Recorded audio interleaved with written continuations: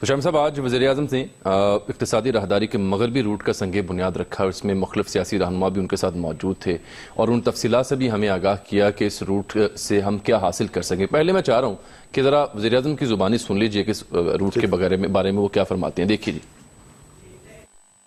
اور گوادر میں ایک state of the art airport بن رہا ہے جہاں دنیا کے بڑے سے بڑا جہاز بھی لینڈ کر سکے گا، ٹیک آف بھی کر سکے گا، اور انٹرنیشنل ایئرپورٹ گوادر بنے گا انشاءاللہ۔ تو گوادر اب پورے ملک کے ساتھ جو ہے وہ کنیکٹ نہیں، یعنی کہ صرف پورے ملک پاکستان کے ساتھ کنیکٹ نہیں ہوگا، گوادر انشاءاللہ اب پورے اس خطے کے ساتھ کنیکٹ ہوگا، پورے سینٹرل ایشیا کے ساتھ کنیکٹ ہوگا، افغانستان کے ساتھ کنیکٹ ہو سکتے ہیں۔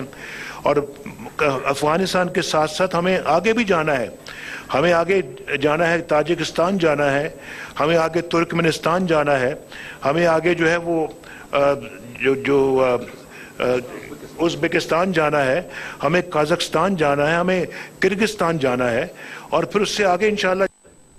تو 200 ارب تک کہہ رہے ہیں کہ مختلف سڑکوں کی جو منصوبے ہیں ان پر ہم خرچ کریں گے، اور ساتھ میں ایک مولانا فضل الرحمان نے بھی وہ افتتاح کرتے وہ رسی کو کھینچا، مشاہد حسین سید صاحب بھی تھے، میاں افتخار حسین صاحب بھی تھے، اور دیگر سیاسی جماعتوں کے رہنما بھی تھے، یعنی وزیر اعلیٰ بھی تھے بلوچستان کے، ظاہری صاحب جو نئے بنے ہیں ابھی، جو گورنر صاحب بھی تھے، میرے خیال گورنر صاحب بھی تھے، اور محمود اچک تھے، حاصل بدینجو تھے، اور ہمارے وہ تھے جنرل عبدالقادر بلوچ تھے، ہمارے ناصر جنجوعہ تھے جو سیکورٹی ایڈوائزر ہیں۔ اور دیکھیں ایک بات تو یہ کہ وزیر اعظم نے جو اس کا افتتاح کیا ہے، مغربی روٹ کا افتتاح ہے، یہ اصل میں یہ حکومت کی طرف سے بار بار یہ بات کہی جا رہی تھی کہ یہ جو گوادر ہے نا، اس کو جب چائنا کے ساتھ لنک کیا جائے گا تو مختلف راستے بنیں گے، یعنی کوئی ایک راہداری نہیں، ٹریفک بہت ہوگا تو مختلف راستے بنیں گے۔ اور یہ بعض لوگ اس پہ اعتراض کر رہے تھے، ہمارے دوست کے نہیں، یہ جو صوبہ خیبر پختونخوا ہے، بلوچستان کے بڑے حصے کو نظر انداز کیا جا رہا ہے، اور پنجاب میں سے گزار کر جو سڑک ہے اس کو گوادر تک پہنچانے کی کوشش ہے۔ تو آج یہ اس روٹ کا سنگ بنیاد رکھ دیا گیا، اور وزیر اعظم نے تفصیل سے بتایا ہے کہ یعنی بلوچستان میں کتنی سڑکیں تعمیر کر دی گئی ہیں گزشتہ 3 سال میں، کتنی آئندہ 2 سال میں تعمیر ہوں گی۔ گویا بلوچستان جو ہے اس میں ایک سڑکوں کا جال بچھ جائے گا، اور ایک مقام سے دوسری جگہ جو ہے اس کا رابطہ جو ہے وہ آسان ہو جائے گا، ممکن ہو جائے گا۔ تو اب یہ آج سارے لیڈر وہ لے کے گئے وہاں، اور انہوں نے بار بار یہ بات کہی کہ ہم سب اس کا افتتاح کر رہے ہیں، یہ ہم سب جو ہیں مل کر اس کو ترقی کی رفتار کو تیز کریں گے، یعنی اپنے سر پر فیرا نہیں باندھا انہوں نے۔ یہ ہماری روایت دیکھیے، میں مسلمانوں کی ایک روایت ہے کہ وہ ایک کام جب کام کرتے ہیں تو اجتماعی طور پر کرتے ہیں۔ آپ کو یاد ہوگا کہ رسول اللہ صلی اللہ علیہ وسلم نے بعثت سے پہلے جب کعبہ کی تعمیر ہوئی اور حجر اسود جو ہے اس کو نصب کرنے کا معاملہ ہوا، تو اب وہ قبیلے جو تھے مختلف، ان میں جھگڑا تھا کہ طے نہیں پا رہا تھا کہ کون رکھے گا حجر اسود اس کے اصل مقام پر۔ تو جو پہلے رسول اللہ صلی اللہ علیہ وسلم داخل ہوئے بیت اللہ میں تو کہا گیا کہ رسول اللہ صلی اللہ علیہ وسلم جو ہے یہ کام کر دے۔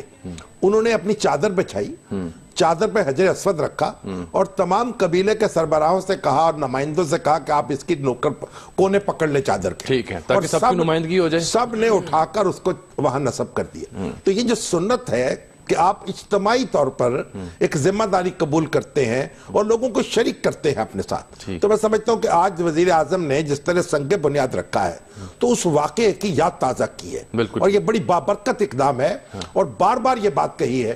اب دیکھیے بات یہ ہے کہ ترقی جو ہے وہ تو ایک دن میں تو ہوتے نہیں۔ انہوں نے کہا بجلی جو ہے پیدا نہیں ہوئی یہاں، دہشت گردی جس طرح پہنچی ہے، بجلی کیسے شارٹیج ہو گئی۔ یہ بھی کہا کہ سمجھ نہیں ہم نے ایسی حکومتوں کو کیوں آنے دیا جنہوں نے کام نہیں کیا۔ جب نواز شریف صاحب کو رخصت کیا گیا پرویز مشرف صاحب نے اپنے فوجی طاقت کے بل پر، تو اس وقت بجلی سرپلس تھی، پاکستان اسے بھارت کو بیچنے کی کوشش کر رہا تھا، اور جب وہ حکومت رخصت ہوئی ہے، ٹھیک ہے ڈیمانڈ بڑی ہے، لیکن ڈیمانڈ کے مطابق پھر انتظام بھی ہونا چاہیے تھا۔ بالکل ٹھیک۔ تو اب بجلی کا کرائسس ہے، تو یہ اب بہرحال ایک نئی دنیا جو ہے وہ آباد ہو رہی ہے۔ اس بارے میں مزید جان لیتے ہیں میر حاصل بزنجو صاحب ہمارے سے اس وقت ٹیلی فون لائن پر، نیشنل پارٹی کے صدر ہیں، ممتاز سیاستدان۔ السلام علیکم حاصل بزنجو صاحب۔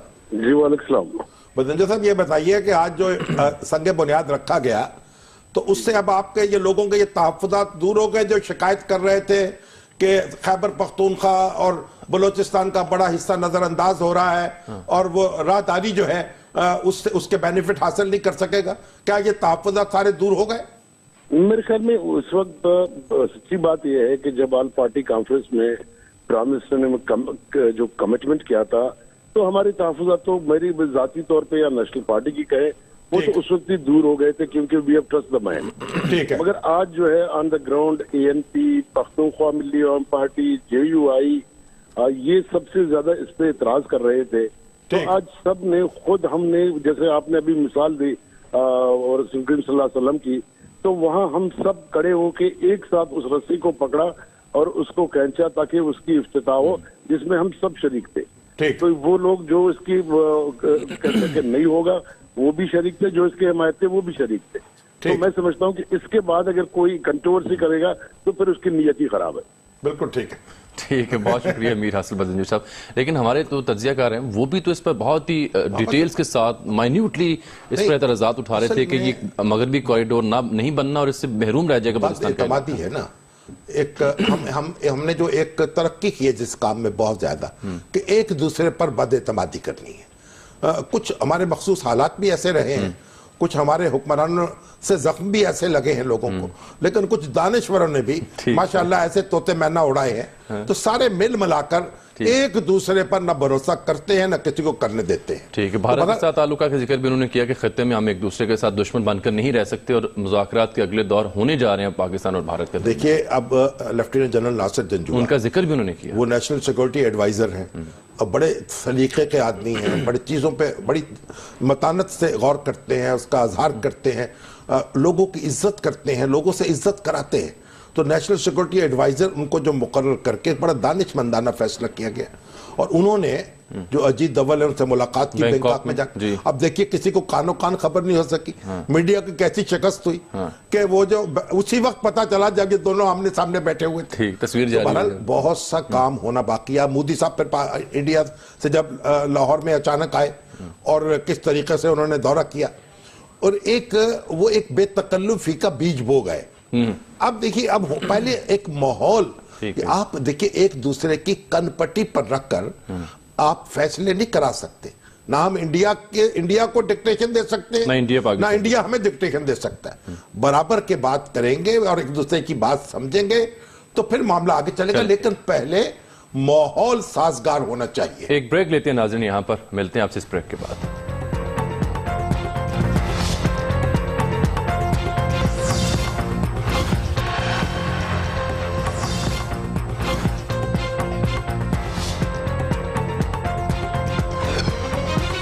ویلکم بیک ناظرین. شاہم صاحب آج پھر جو وزیر اعلیٰ سندھ ہے ان کی ملاقات ہوئی وزیر اعظم صاحب سے اسلام آباد میں, کوئی 1.5 گھنٹہ ملاقات جاری رہی. تو اس ملاقات کے بعد سمجھ یوں آ رہی ہے کہ نہ تو وفاقی نوٹیفیکیشن واپس لیا ہے, نہ سندھ حکومت اپنے موقف سے پیچھے ہٹنے کو تیار, اور اب وزیر داخلہ کو کہا کہ آپ کراچی جائیں معاملہ حل کریں. تو فائدہ ہوا کچھ اس ملاقات کا؟ فائدہ تو ہر ملاقات کا ہوتا ہے, آپ کو اچھی طرح معلوم ہے.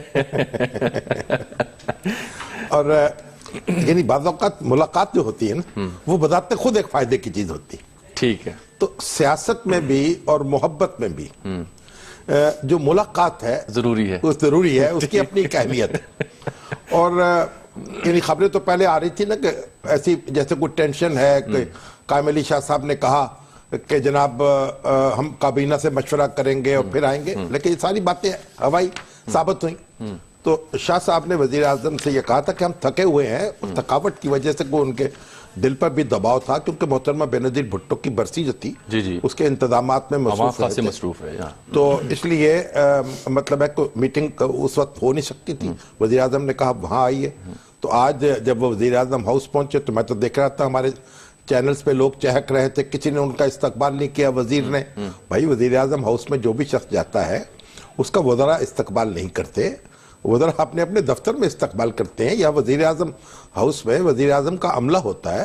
وہ تو کوئی ہیڈ آف سٹیٹ آئے تو اس کو ہیڈ آف سٹیٹ کی تو ہے کہ وزیر اعظم باہر جائیں گے, ان کو بھی بعض اوقات ڈی جی پروٹوکول ریسیو کرتا ہے. تو یعنی وزیر اعظم کے سیکرٹری ہیں یا اے ڈی سی ہیں یا اور پروٹوکول کے ڈائریکٹر ہیں, وہ وصول کرتے ہیں. تو شاہ صاحب کو بھی معمول کے مطابق वसूल किया गया, इस्तकबाल किया गया उनका, और फिर नाश्ते पे मुलाकात थी। तो ये मजीद जान लेते हैं डॉक्टर मुसद्दिक मलिक साहब से, तर्जुमान वज़ीर-ए-आज़म साहब के। चलिए जान लेते हैं। टेलीफोन लाइन पर मौजूद है। अस्सलाम वालेकुम डॉक्टर साहब। जी वालेकुम अस्सलाम सर। डॉक्टर साहब ये बताइए, मुलाकात कैसी रही कायम अली शाह साहब से, वज़ीर-ए-आज़म की? आपने कहीं कान लगाया होता है दरवाजे पर? जी हम, आपको पता है, दूर दूर से सब कान लगाए रखते हैं। बिल्कुल ठीक है। तो वैसे आप तो बहुत दूर की आवाज भी सुन लेते हैं। आपकी जर्रा नवाजी है। डॉक्टर साहब कहिएगा मुलाकात का हवाल। मैं समझता हूँ जी बहुत खुश आइंद मुलाकात थी, और जमहूरी तकाजे जो हैं वो यही होते हैं, जैसे कि शामी साहब भी पहले भी कह रहे थे कि जमहूरियत जो है ये बड़ा नॉइजी प्रोसेस है, इसके अंदर कोई बादशाह तो होता नहीं जो हुक्म सादिर करे और हो जाए, तो इस वजह से सबकी सुननी पड़ती है। तो एक जो सूबाई जो असेंबली है उसने एक करारदाद पास की है जिसके ऊपर कुछ तहफ़्फ़ुज़ात हैं, और वो तहफ़्फ़ुज़ात इसी सिलसिले के हैं कि हमने कराची की किश्ती जो है उसको डूबने नहीं देना। हमने कराची की शाम की जो रोशनियां जल गई हैं, अब रात की रोशनियां भी जो है उससे मुनव्वर करना है कराची को। तो इस सब काम को करने के लिए अगर सूबाई हुकूमत कोई ऐसी रिजर्वेशन अपनी सामने लेकर आ रही है जिस पे वफाकी हुकूमत ये समझती है कि उसके जरिए जो ऑपरेशन है वो पोटेंशली कमजोर हो जाएगा या कॉम्प्रोमाइज हो जाएगा, तो वो बातचीत के जरिए, क्योंकि तमाम जमहूरी पार्टियां इस वक्त यही चाहती हैं कि कराची का ऑपरेशन जो है वो, तो आप ये जो मुलाकात है इसके नतीजे पर आप क्या तबसरा करेंगे, जरा एक लाइन में बताइए। जी एक लाइन में मैं यही कहूंगा कि उनके तमाम जो उनकी कुछ तहफ़्फ़ुज़ात थे जो उनके थे वो सुन लिए गए हैं, और वो जो हमारे मिनिस्टर इंटीरियर हैं वो जाएंगे और उनकी बात भी सुनेंगे। यानी अगर कोई सूबाई हुकूमत जो है उसके जहन में कोई ऐसा तरीकाकार है जिसके जरिए ये ऑपरेशन उसका इम्पैक्ट ज्यादा बढ़े और ये कॉम्प्रोमाइज ना हो, तो जरूर उनकी बात सुनी जाएगी। वरना वफाक का जो नुक्ता नजर है कि इस वक्त आप अगर कंटेन करने की कोशिश करेंगे रेंजर्स के किसी भी काम को, तो उससे हो सकता है कराची का ऑपरेशन जो है वो मुतासिर हो नेगेटिवली। तो यकीनी तौर पे वो भी जमहूरी लोग हैं, वो भी कराची की बेहतरी जानते हैं, तो वो हमारी बात सुन लेंगे, तो इंशाल्लाह ये मामलात बातचीत के जरिए तय किए। ठीक है जी डॉक्टर साहब, बहुत शुक्रिया आपके वक्त का। डॉक्टर साहब की गुफ्तगू का मतलब यह है कि परनाला वहीं का वहीं है, अभी पंचों को कहना सार आंखों पर। ठीक है। देखिए गोया वफाकी हुकूमत की जो पोजीशन है उसने अपनी पोजीशन वाज़े कर दी, यानी नोटिफिकेशन नहीं वापस हुआ, अभी वापस नहीं हुआ, नहीं जो वफाकी हुकूमत जी और उन्होंने अपनी करारदाद अपनी पोजीशन वाज़े कर दी। उन्होंने तो कहा कि करारदाद। अब बात यह है कि फरीकैन ने तहम्मुल से एक दूसरे की बात सुन ली है और ये बातचीत जारी रखने पर इत्तफाक हुआ है।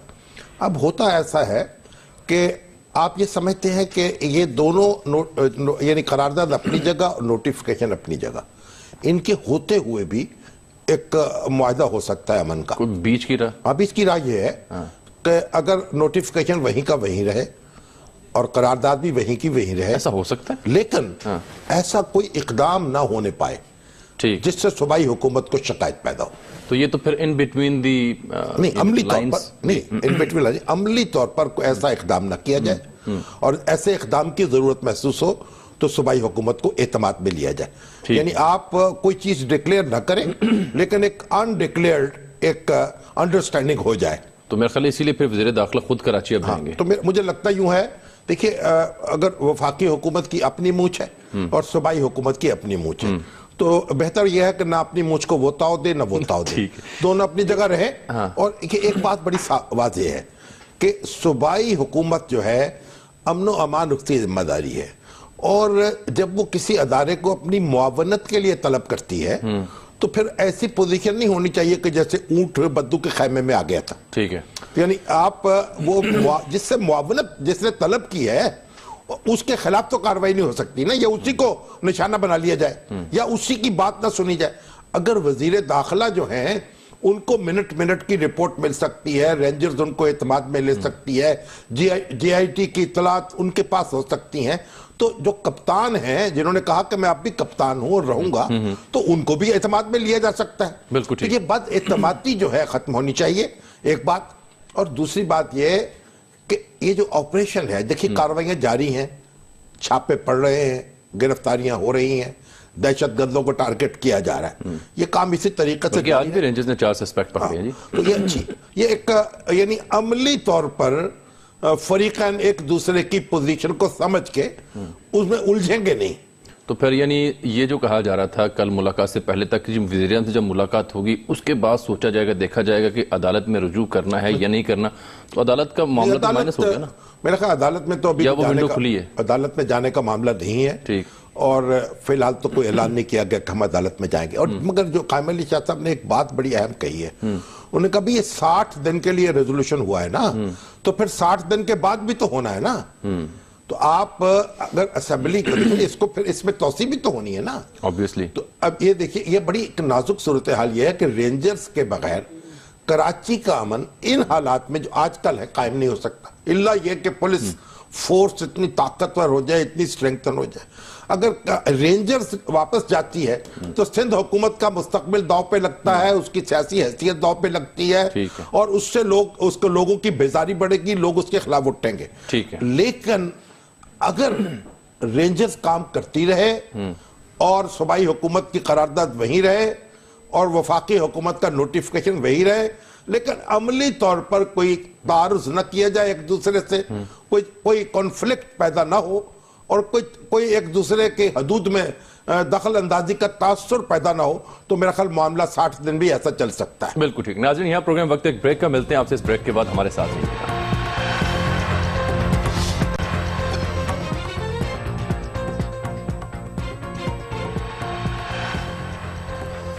वेलकम बैक नाज़रीन। शाम से एक लेटेस्ट डेवलपमेंट है, जो अख्तर शाह हैं, जो साबिक फौजी सदर परवेज़ मुशर्रफ साहब के जो वकील हैं, कोयटा में जो उनकी नुमाइंदगी कर रहे हैं अकबर बुगटी कत्ल केस में, उन्होंने मुलाकात की है जमील बुगटी साहब से, जो साहबजादे नवाब अकबर बुगटी शहीद के, और महसूस ही हुआ खबर से, या हमने जब अपने कॉरेस्पोंडेंट से बात की, कि गालिबन कुछ मुआफ़ी के तालिब हैं साबिक सदर परवेज़ मुशर्रफ। ये तो देखें, अब मुआफ़ी जो है वो इस तरीके से तो नहीं मांगी जाती कि वकील जाके माफ़ी मांग ले, उसके लिए कोई दूसरा एहतमाम करना पड़ता है, लेकिन हो सकता है उसकी कोई राह हमवार करने की कोशिश कर रहे हो। बहरहाल ये उसके वरसा पर उनके मुनसर है कि वो माफ़ कर दे। लेकिन असल बात क्या है कि जिस वक्त बुगटी साहब की ये वारदात हुई है और उनको शहीद किया गया, उस वक्त परवेज़ मुशर्रफ साहब ने एक हरफ ताज़ियत भी ज़ुबान पर लाना मुनासिब नहीं समझा। सही। और एक कई हजरात हमारे कहते रहे कि ये एक हादसा था और धमाके से जो वो गार थी उसके अंदर जो सामान रखा हुआ था, बारूद था, उसमें फट गया। हादसे से कई फौजी अफसर और जवान भी उसमें जाँ बहक हुए या शहीद हुए। तो अब ये इसलिए उनको टारगेट नहीं किया गया, लेकिन ये हुकूमत ने उस वक्त मौक़िफ़ इख्तियार नहीं किया। और मैंने तो उस वक्त भी मुतालबा किया था कि हुकूमत जो है इस पर माजरत करे, इस पर माफ़ी मांगे और एक कौमी शोक का ऐलान करे और बाकायदा यानी उनकी ताज़ियत करे, उनका मातम करे।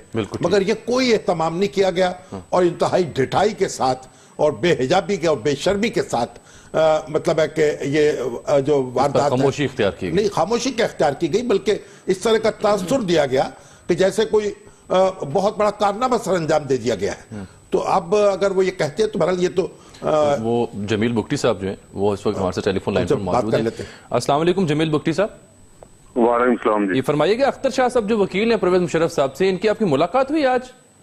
जी, आज अदालत में मैं गया तो एक वकील साहब ने मुझसे आके हाथ मिलाया, तो मैंने अपने वकील से पूछा कि क्योंकि अदालत के अंदर बहुत सारे वकील होते, मैं तो नहीं पहचानता हूँ कौन किसका वकील है। तो उन्होंने कहा कि ये परवेज़ मुशर्रफ के वकील हैं, कोई अख्तर शाह साहब है नाम, ऐसे कुछ नाम है उनका।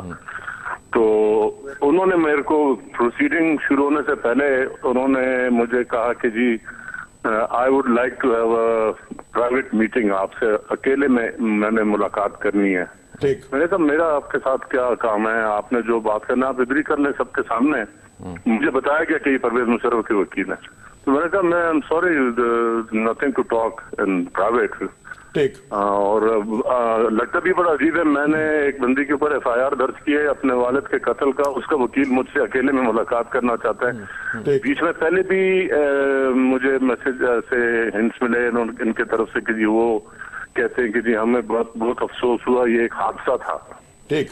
और अल्लाह की तरफ से और हम माफी मांगने के लिए भी तैयार हैं।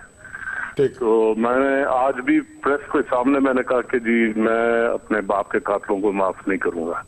ठीक। ठीक है। बुगटी साहब ये बताइए کہ آپ کے میں ایک شامی صاحب سے بتا رہے جو کہہ رہے تھے جس طرح والد کے شہادت کے بعد اور کچھ ہونے جی اتنا بھی شرم نہیں تھا ان میں اپنے آپ کو سویلائز کنٹری آپ لوگ کہتے ہیں کہ آج تک ہمیں یہ بھی نہیں پتا کہ ہمارے وقت کی ڈیڈ باڈی ہے کہاں پہ.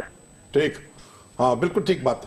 وہ ایک ڈبہ انہوں نے لا کے دفنایا گیا تھا اور جو مولوی صاحب نے پہلے کہا تھا ہاں میں نے منہ دیکھا, اس نے پہلے دن عدالت میں آ کے ہائی کورٹ میں آ کے انکار کر دیا, بولا مجھے زبردستی کہلوایا گیا تھا. تو یہ سچویشن ہے. جی مفتی صاحب یہ بتائیے کہ یہ جو بلوچ روایت ہے معافی کی وہ کیا ہے, وہ کس اس کو کیسے کہتے بیان کریں گے آپ؟ بلوچ روایت میں ہوتا ہے جب ایک انسان آتا ہے دوسرے انسان سے معافی مانگنے تو پھر وہ اس کو معاف کر سکتا ہے. یہاں انسان تو ہے نہیں تو I'm very sorry to say I don't consider them to be human beings. لیکن وہ کن شرائط پہ کرتے ہیں معافی؟ ہاں جی فرمائیں آپ جاری رکھیں بیان. ہاں جی فرمائیں. نہیں میں نے کہا جب میں ان کو انسان ہی نہیں تصور کرتا ہوں تو پھر معافی کہاں سے بیچ میں آ جائے. بالکل ٹھیک بات. چلیے جی بہت مہربانی, شکریہ جی جمیل بگٹی صاحب. لیکن وہ جو آسیہ اسحاق صاحب ہیں جو ترجمان ہیں پرویز مشرف صاحب کی, ان کا بھی بیان ہے, انہوں نے کہا جی کوئی معافی نہیں مانگی, ہم نے کوئی رابطہ نہیں کیا, اور مشرف صاحب نے جو کچھ کیا اس وقت وہ پاکستان بلوچستان کی بہتری کے لیے کیا. نہیں آپ وہ تو یہ کہہ رہے ہیں کہ میں تو معافی تو انسان سے مانگتا ہے, تو میں تو ان کو انسان ہی نہیں سمجھتا. جو حیوانی سطح پہ اتر کے جب کام کیا گیا ہے تو انسانی سطح پر اس کی معافی کیسے مانگی جا سکتی؟ تو بڑا درست اور سخت جواب ہے. لیکن کاش ہمارے جو حکمران ہیں, ہمارے جو مقتدر لوگ ہیں, وہ کوئی چلن سیکھ لیں, کوئی کلچر جو ہے پاکستانی کلچر جو روایات ہیں ان کو اپنا لیں. بھئی اگر ایک حادثہ ہو گیا, اگر فرض کریں مان لیجئے آپ کی, تو اس وقت آپ کا ہاتھ سو رہے تھے, آپ نے تو بڑی ایک سمجھا تھا کہ ہم نے ایک کارنامہ سر انجام دے دیا.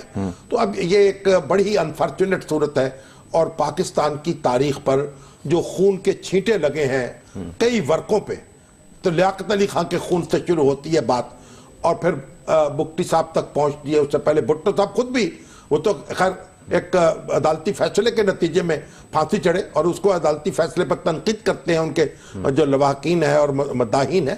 لیکن سوال یہ اب یہ بھی ایک واقعے کی بات ہے کہ ان کے والد جو تھے نواب اکبر بگٹی, وہ گورنر تھے بلوچستان کے, اور انہوں نے یہ برملا یہ بات کہی تھی, اور اس وقت چودھری ظہور جو شہید تھے وہ کولو جیل میں نظر بند تھے, اور انہوں نے یہ کہا کہ مجھے فیڈرل گورنمنٹ نے, یعنی بھٹو صاحب کی گورنمنٹ نے, یعنی بھٹو صاحب نے یہ پیغام بھیجا تھا کہ ان کو وہیں سے ان کو قلعہ کر دو ان کا جیل کے اندر.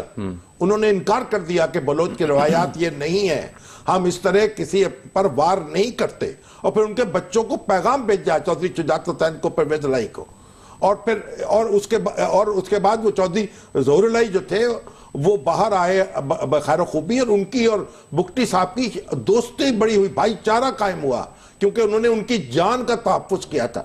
تو یہ تاریخ ہماری جو ہے اس میں اتنے شرمناک واقعات ہیں کہ جب بیان کرتے ہیں تو سر شرم سے جھک جاتا ہے. تو اب یہ کوئی خدا خوفی ہونی چاہیے, یعنی سیاست جو ہے وہ سیاست کے طریقے سے کی جائے, اس میں بندوق کہاں سے آگے. ابھی آپ دیکھیے مشرقی پاکستان, بنگلہ دیش میں کیا صورتحال برپا ہوئی ہے, اور ابھی جو ہمارے نوجوان وہاں ملتے ہیں کئی, ان کا نصاب ایسا ہے اس میں کہ ان کا خون, ان کے آنکھوں میں خون اتر آتا ہے. مجھے فیض صاحب یاد آتے ہیں نا کہ خون کے دھبے دھلیں گے کتنی برساتوں کے بعد. واہ, ایک بریک لیتے ہیں شامی صاحب, اور پھر واپس آتے ہیں تو ذکر کریں گے ڈاکٹر عاصم حسین کیس کا بھی, کیونکہ اس میں جو نامزد میئر ہیں کراچی کے, ان کے ناقابل وارنٹ گرفتاری کے وارنٹ جاری ہوئے ہیں, اس پر بات کریں گے بریک کے بعد. ملتے ہیں آپ سے بریک.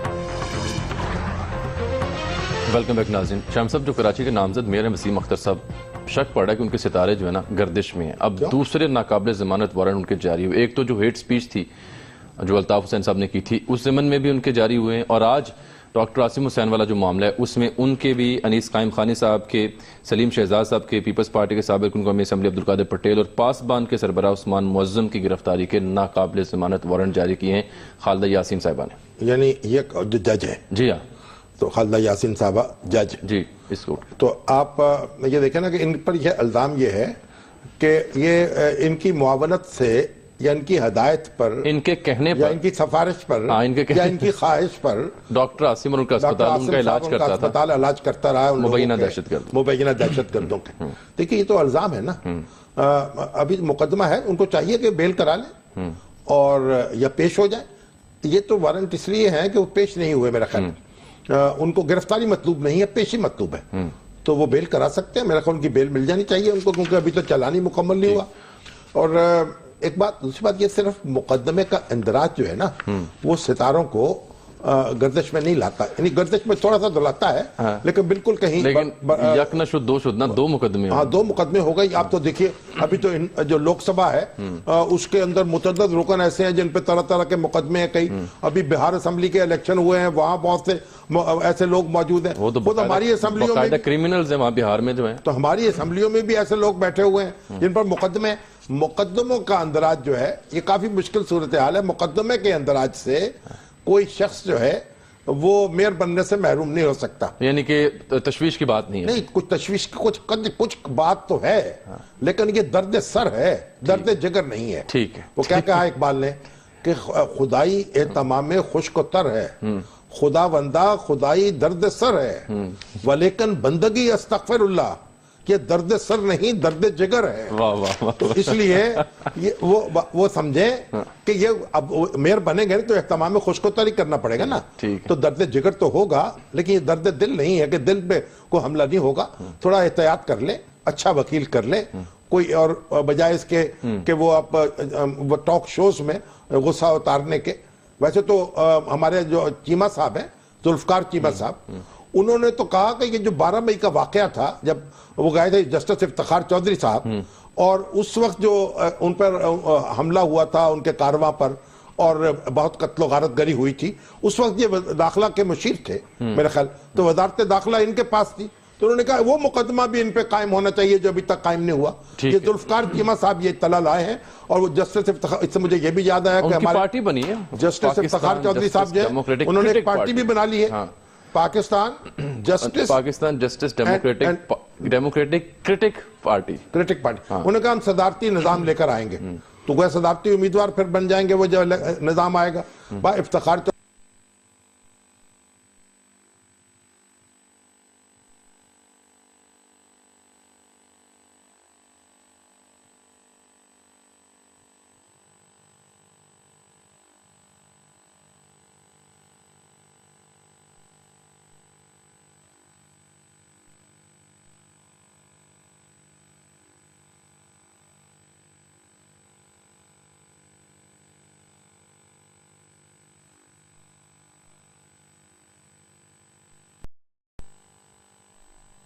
یہاں گجرانوالے میں گیا تو باتھ روم کے اوپر بیت الخلا میں ان کا نام لکھے ہوئے تھے, تو ان کے اتنے خلاف ہوئے تھے کیونکہ وہ لاٹھی چارج ہو گیا, خاصا ریزنمنٹ, تو وہ ایک ان سے بے تدبیری ہو گئی تھی. تو پہلے تو ان کو چاہیے کہ ذرا وکیلوں سے کچھ صلح صفائی کر لیں, اس کے بعد انصاف کریں, پھر پارٹی چلائیں. اور پھر پتہ نہیں ملک ریاض صاحب سے بھی کرنے کی ضرورت ہوگی کہ نہیں, پارٹی کو فائنانس بھی تو کروانا ہے نا. اگر اس وقت سوچتے تو ملک ریاض صاحب سے بنا کے رکھتے کہ جانتا اگر تو لٹاتا نہ گھر کو میں, تو اب چندہ اکٹھا کرنا پڑے گا. اب تو پھر ظاہری بات ہے خاصی دوڑ دھوپ کرنا, بڑی مشکل ہوگی, صورتحال ہوگی. ٹھیک ہے. اچھا شامی صاحب, یہ صحرائے چولستان میں ملک کے پہلے موبائل اسکول کا آغاز ہوا ہے, اور اس سے جو ہے 10 لاکھ کے قریب بچے ہیں جن کو تعلیم دی جائے گی. یعنی جہاں جہاں آبادی ہے, پنجاب ایجوکیشن فاؤنڈیشن جو ہے جی, اس کے زیر اہتمام یہ موبائل اسکول بنائے گئے ہیں, اور یہ اس پہ کافی معقول کام کر رہی ہے. کچھ اس پہ شکایات بھی ہیں. راجہ قمر الاسلام ہیں ہمارے ایم پی اے ہے راول پنڈی سے, وہ اس کے سربراہ ہیں. وہ بڑے ڈھنگ کے آدمی, یعنی ایک بڑے یعنی ایک سیلف میڈ آدمی ہے, محنت کر کے بڑے ہیں آگے, تو وہ اس کے سربراہ ہیں. تو بہت سا کام انہوں نے کیا ہے, لیکن یہ کام جو ہے یہ بھی بڑا کمال کا کام ہے کہ موبائل اسکول بنا دیے جائیں اور گھر گھر تعلیم دی جائے. دیکھیے وہ چولستان میں مسئلہ یہ نا کہ ہجرت کرتے رہتے ہیں لوگ, جہاں خوراک پانی مل گیا وہاں خیمے ڈال لیے, تو ان کے پیچھے پیچھے سکول چلے. موبائل اسکول اب وہاں جائیں گے جہاں آبادی ہو, کہاں تک جائیں, بھاگیں گے یہ بہاول نگر, بہاولپور اور رحیم یار خان. اچھی بات دیکھیے نتیجہ کیا نکلتا ہے. اب وہی نکلے گا جو موبائل یہ ہیلتھ کلینک جو ہے ان کا نکلا ہے. بہرحال یہ اچھا انیشیٹو ہے, اور اب تو پنجاب حکومت نے خدمت کارڈ بھی تو جاری کیا، خدمت کارڈ بھی جاری کیا ہے جو معذور اسپیشل لوگ جو ہیں جن کو کوئی یعنی کوئی نابینا ہے یا کوئی اور جسمانی ان کی کجی ہے اس کے اندر، تو ان کو 1200 روپے مہینہ اگر فی الحال دیں گے، 3600 روپے 3 مہینے کے بعد. لیکن چلیے کچھ نہ ہونے سے کچھ ہونا بہتر ہے. 2 ارب روپے مختص کیے ہیں اور وزیر اعلیٰ نے بہت اس پر جناب قدر و فر سے تقریر بھی کی ہے. تو یہ کافی تو نہیں ہے. کیا کہیں، یہ بھی کہہ سکتے ہیں آپ کہ سمندر سے ملے پیاسے کو شبنم، بخیلی ہے یہ رزاقی نہیں ہے. ٹھیک ہے، لیکن چلیے شبنم ہی صحیح، کچھ تو ملا ہے. اور ان کے جو کوٹا ہے اسپیشل لوگوں کا، اس پر بھی توجہ دینی چاہیے کہ ان کو ملازمتیں اس کے مطابق مل جائیں.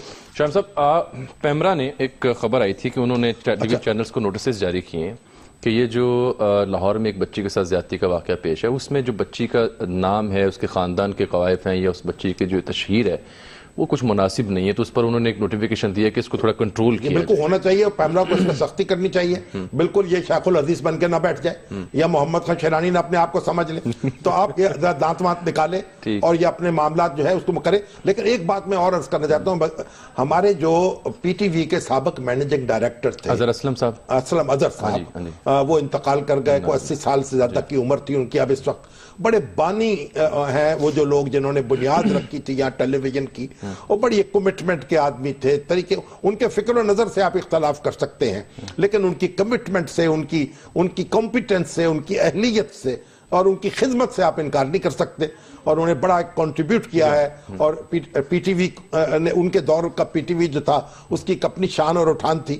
بہرحال اللہ تعالیٰ ان کی مغفرت کرے. اور یہ محمد صدیق صاحب ہے قصور سے ٹیلی فون لائن پر. السلام علیکم صدیق صاحب، کہیے گا جناب کیا سوال ہے آپ کا؟ السلام علیکم شاہم صاحب. وعلیکم السلام جناب.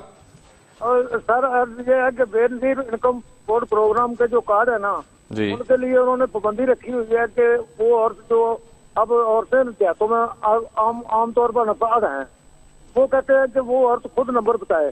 ذرا مہربانی کر کے ان سے ذرا اپیل کریں کہ اب اصل میں ہم نے آپ کی بات سن لی ہے. ہم اس وقت نہ اس کی تصدیق کر سکتے ہیں نہ تردید کر سکتے ہیں. اس کو چیک کریں گے پھر بات اپنی کچھ کر سکیں گے. بالکل ٹھیک. بہرحال جو مشکل ہے وہ آپ کی رفع کرنی چاہیے، لیکن اس طرح رفع ہو کہ کسی اور کی جیب میں نہ چلا جائے. بالکل. یہ زین قتل کیس میں جو مصطفیٰ کانجو کے گارڈ ہیں، ان کے کپڑوں پر جو لگا خون ہے مقتول کے خون سے میچ کر گیا، تو اسی وجہ سے لاہور ہائی کورٹ نے اب تمام ملزمان کو نوٹسز جاری کر دی. یہ اچھی بات ہے. دیکھیے اس لیے کہ یہ جو اب تو جو سائنٹیفک ترقی ہوئی ہے اس کی بنیاد پر ملزموں کو پکڑنا چاہیے. اب ڈی این اے ٹیسٹ کی بنیاد پر وہی شہادت کافی ہے. اسی طریقے سے یہ خون آلود کپڑے ہیں تو وہ ان کو اس کو پکڑا جا سکتا ہے، پوچھا جا سکتا ہے. دیکھیے یہ جو بد اخلاقی کے کیسز ہیں ان میں گواہ نہیں ملتے، بعض اوقات دھمکا کے یہ ان کو ورثہ کو، اور پولیس جو ہے وہ بھی اس میں فیسیلیٹیٹ کرتی، صلح کروا دیتی. میں سمجھتا ہوں یہ بد اخلاقی کے کیسز جو ہیں اور اس طرح کے یہ دوسرے یہ جو زیادتی ہوئی ہے، جو قتل ہو، اس میں تو کوئی روح رعایت ہونی نہیں چاہیے.